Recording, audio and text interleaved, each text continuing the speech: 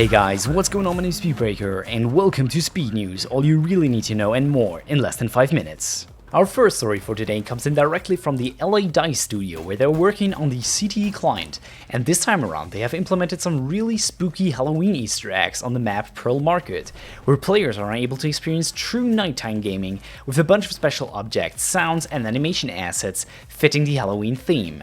Most of you have probably already heard about this or even played the map yourself, but what I'm wondering is if there might be some deeper reasoning for DICE to put a night map into the CTE. So far, no map was really able to deliver anything comparable in the entire Battlefield history. I just say that fuelly. And all attempts at the night map ended with a really blue day map. So might this simply be a test to see whether fans would actually like to play on a real night map, and could this lead to some tweaking of their upcoming night map Hangar 21 of the Final Stand DLC, or even be a hint for a secret 6th DLC? Well, I guess we'll just have to wait and see. Next up, we're looking at Headglitching and what DICE is trying out to prevent it from happening.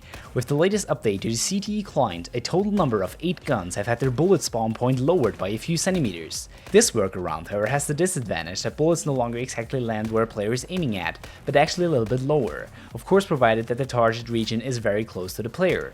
Now this could lead to some truly epic miscalculations when trying to go for a headshot on a player that is standing just a few feet away, making any skilled player look like an utter idiot.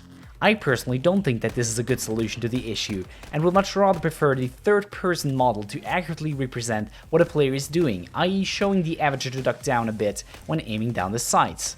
Alternatively, DICE could also just simply lower or raise some of the objects in a game that are notorious for hack glitching, disabling anybody from even trying to abuse this mechanic in the first place. Now, anybody that has not been living under a rock for the past few days has probably already heard that YouTube is now allowing to display videos in 60 or 48 FPS. Now, currently this awesome feature is only available for the resolutions 720 and 1080p, however not for some of the higher HD resolutions such as 4K, which for us is a simple trick to force YouTube to display videos at a higher bitrate, meaning fast movement scenes look a lot better. For comparison, I rendered this video out at 60 FPS, but at the same time I also kept the resolution at 4K. Now I want you guys to give me your opinion on what videos you would prefer: buttery smooth 60 FPS at only 1080p with a somewhat dreadful bitrate of only 5000 kilobits per second, or perfectly crispy 4K videos at only 30 FPS with a nice bitrate that is about 5 times larger. Tell me in the comment section below. Let's talk release dates. Battlefield Hardline is due to release on the 17th of March 2015 for all platforms. Later next year, Star Wars Battlefront is confirmed to come out during the Christmas holidays, and finally Battlefield 5 is announced to launch in the end of 2016. Our final news regarding the CTE client for Battlefield 4 concerns console players that own Premium. They are now invited to head over to the CTE website, the link is in the description below, sign up and are able to play the CTE version on PC. Not only that, but DICE has also included an option to turn on aim assist for players using a gamepad on PC, so those console players can feel somewhat at home. Well, even though I have to say it's kind of a tough environment they're being thrown into. Our last story for today covers some rumors of a possible new variant of Nvidia's current flagship GTX980.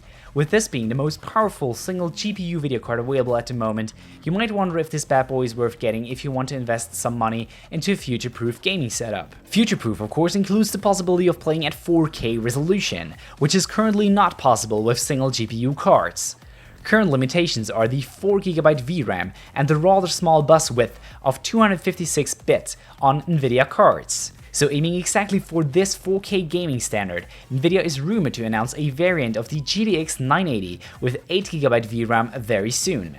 One needs to note, however, that still an SLI system with multiple such cards would still be beneficial when aiming for 4K and very high settings in modern games. Bottom line, unless you really want to invest a shitload of money into a 4K gaming setup, you might as well just leave it at that. And with that being said, all I'm really left to say is that as of today, Call of Duty Advanced Warfare launched. Not particularly a game I was really looking forward to, but if you want me to give it a try and upload some raging, comment so below. But that was all I had to say in this first episode of Speed News. I hope you enjoyed the new format, leave a rating and a comment below, thanks for watching, and until the next one. Cheers!